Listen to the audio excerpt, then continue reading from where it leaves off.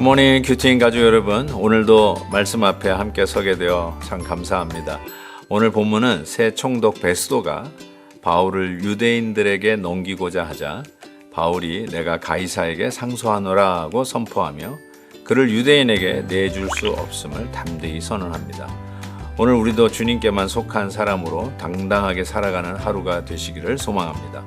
오늘 말씀은 사도행전 24장 24절부터 25장 12절까지입니다.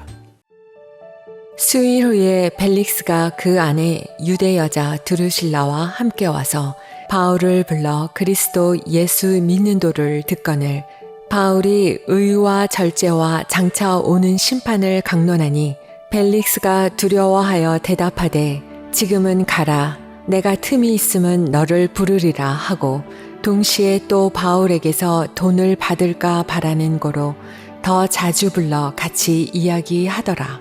이태가 지난 후 보르기오 베스도가 벨릭스의 소임을 이어받으니 벨릭스가 유대인의 마음을 얻고자 하여 바울을 구류하여 두니라. 베스도가 부임한 지 3일 후에 가이사랴에서 예루살렘으로 올라가니 대제사장들과 유대인 중 높은 사람들이 바울을 고소할세 베스도의 호의로 바울을 예루살렘으로 옮기기를 청하니 이는 길에 매복하였다가 그를 죽이고자 함이더라. 베스도가 대답하여 바울이 가이사랴에 구류된 것과 자기도 멀지 않아 떠나갈 것을 말하고 또 이르되 너희 중 유력한 자들은 나와 함께 내려가서 그 사람에게 만일 옳지 아니한 일이 있거든 고발하라 하니라.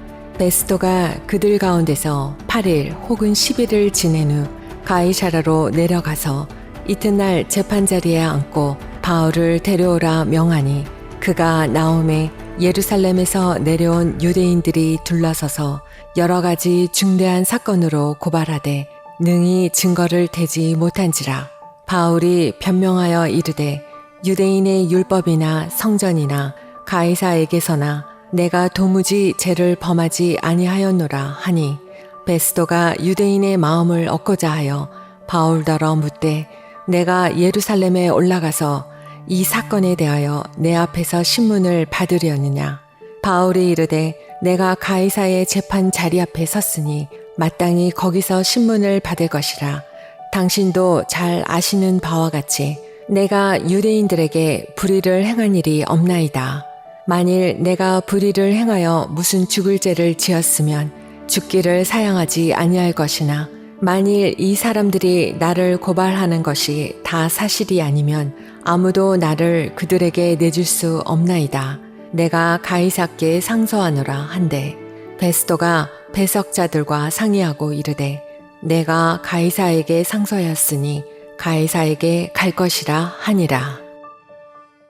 사도 바울은 벨릭스 총독 앞에서 변명의 기회를 갖습니다. 그런데 그 변명이 우리가 흔히 얘기하는 대로 아쉬워서 하는 변명이 아니라 오히려 복음을 전할 기회, 저들의 고발이 틀렸다는 것을 이야기함과 동시에 복음의 정수를 전할 수 있는 그런 기회로 삼죠. 그래 이 벨릭스 총독과 그의 아내 두루실라는 계속해서 그걸 듣기를 원해요. 가만히 보니까 어쩌면 복음에 대한 관심이라기보다는 뭔가 이 사도 바울을 통해서 뭔가 이 금전적인 것을 얻기를 원해서 계속 사도 바울을 원하는 것이 아니었나 싶습니다. 예나 지금이나 이러한 모든 일들에 이권이 개입이 되고 돈이 개입이 되고 이와 같이 재판을 열고 변증을 들을 수 있는 기회는 순수하게 뭐가 진실인가를 밝히려고 하는 것이 아니라 그거와는 상관없이 그냥 돈만 들어오면 내가 뭐든지 해줄게 하는 이런 식의 타락된 모습들이 있지 않나 싶습니다. 어쩌면 그때보다 지금이 더 물질 만능이면 더 만능이 아니겠습니까? 돈이면 뭐든지 할 수 있다라고 하는 생각 속에서 돈만 얻을 수 있다면 진리고 뭐고 그것은 나에게 무슨 이익을 주는 것이 아니다 판단하고 얼마든지 어떤 자기의 이권을 위해서 움직이는 그런 시대, 어쩌면 이 시대의 진리를 수호하고 지키고 또 전해야 되는 사명을 맡은 예수 그리스도의 사람들, 분명하게 이 복음이 어떤 것인지를 이야기하고 그리고 마지막에는 반드시 심판이 있다는 것을 전하는 이 당당한 모습 속에서 아무리 불순한 동기로 우리에게 접근해도 우리는 그 불순함에 같이 섞여서 타락하는 자들이 아니라 정금과 같이 또 하나님의 놀라운 은혜의 순수함을 지켜 나아가는 이 시대의 복음의 지킴이들이 될 수 있기를 진심으로 바랍니다. 어떤 유혹이 여러분의 복음을 전하지 못하게 하나요? 어떤 공격이 우리가 복음을 전하는 일들을 방해하고 있나요? 혹시 우리는 복음을 전하기보다 복음을 전하는 일에 방해꾼으로 나도 모르는 사이에 쓰임받고 있는 적은 없는지요? 예수 그리스도의 복음을 전하는 길, 어쩌면 내가 섬기고 있는 교회의 평화를 지키는 길, 우리가 함께 으쌰으쌰하는 동역자들을 세워주는 길, 그리하여 이 세상에 분명한 메시지, 예수 그리스도의 복음의 능력의 메시지를 전하는 일에 디딤돌이 되고 도우미가 되어야 되는데 혹이라도 이 복음을 전하는 일에 방해꾼은 되는 것이 아닌지를 동시에 살펴보아야 할 것입니다. 유대인들은 이제 벨릭스에 이어서 후임으로 부임한 베스도 앞에 사도 바울을 예루살렘으로 옮겨달라고 하는 부탁을 하죠. 당연히 그 옮기는 도중 속에 암살을 시도하기 위한 모의가 있었던 것을 우리는 압니다. 그런데 이 후임으로 온 베스도 총독은 그렇지 않고 가이사랴에 가서 그 재판을 계속 이어가기를 원하십니다. 이 일에 대해서 알고 있던 모르고 있던 어쩌면 하나님은 이 로마 총독이 오히려 복음을 지키고 사도 바울을 보호하면서 결국은 로마까지 가는 일에 협조자요, 협력자로 이렇게 비춰지는 모습을 볼 수 있겠습니다. 오히려 동족 유대인들은 어떡하든지 복음을 핍박하려 했지만 이방인, 그것도 그 당시 로마 제국 총독은 그 사도 바울을 지키면서 복음이 로마까지 들어가는 일을 위해서 수고하고 있는 모습을 보게 됩니다. 하나님의 숨은 계획은 정말 어디 있는지 잘 모르겠습니다. 우리의 생각은 이 복음을 전하는 이 길에 형통하게 막는 자 없고 걸림돌이 없고 막히는 일이 없이 그냥 형통하게 그 길을 가도 이게 만만치 않을 일이고 어쩌면 그런 것이 하나님의 인증샷이다라고 생각할 수 있는데 사도 바울이 복음을 위해서 혈혈단신 정말 헌신하고 달려가는 길이 만만치 않고 아니 오히려 자기의 생명이 위협받는 그런 고통의 길을 걸어가고 있는 것을 보게 됩니다.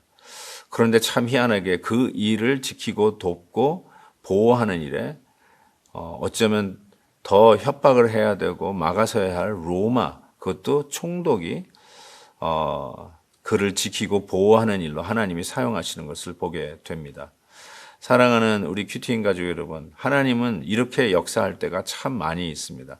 정작 도와줘야 할 사람들은 돕지 않고 오히려 반대를 하는데 별로 관심도 없고 반대를 해도 당연하다고 생각하는 그런 사람들이 오히려 복음의 길을 닦고 그 길을 평지가 이르게 하고 골짜기를 메우고 큰 산을 낮추는 일에 도움을 주는 사람들이 등장할 때가 얼마나 많은지 몰라요. 저는 그런 하나님의 반전과 하나님의 역사의 역전을 믿습니다. 복음을 위해서 타협 없이 달려가는 우리 성도들의 길에 그것이 고난의 길이라 할지라도 우리 하나님은 절대로 복음 증거하는 일에는 손해보지 않으신다는 사실을 다시 한번 깨닫게 되겠습니다. 우리는 우리의 건강, 우리의 앞날, 우리의 사업, 우리의 가족 항상 모든 것에 관심은 우리지만 우리 하나님의 관심은 하나님의 나라, 우리 주 예수 그리스도, 우리의 주님, 구원자이십니다. 우리가 주님을 만나면 이 모든 것을 더하시고 형통케 하시는 은혜를 체험할 줄 분명히 믿습니다. 이 믿음으로 오늘도 우리 하나님이 보냄받은 이 당당한 그리스도의 제자의 모습으로 오늘도 당당하게 살아가는 저와 여러분 되시기를 주의 이름으로 축복합니다. 하나님 아버지, 오늘도 주님의 말씀으로 시작합니다. 수많은 변명과 그리고 나의 안녕을 위해서 살아가는 것 같지만 실은 우리는 주님을 위해서, 복음을 위해서 어떠한 역경도 감내하며 가야 되는 이 길을 위해서 부름을 받은 자임을 다시 한번 확인합니다. 하나님 아버지, 먼저 그의 나라와 그의 의를 구하는 삶 살게 해 주옵소서. 예수님의 이름으로 기도하옵나이다. 아멘. 내일 또 뵙겠습니다. 오늘도 김한유 목사님의 아침 영상 메시지를 시청해 주셔서 감사합니다. 큐티인 교재는 www.qtin.org에서 구매 가능하며 자세한 사항은 큐티인 홈페이지를 참고해 주시기 바랍니다.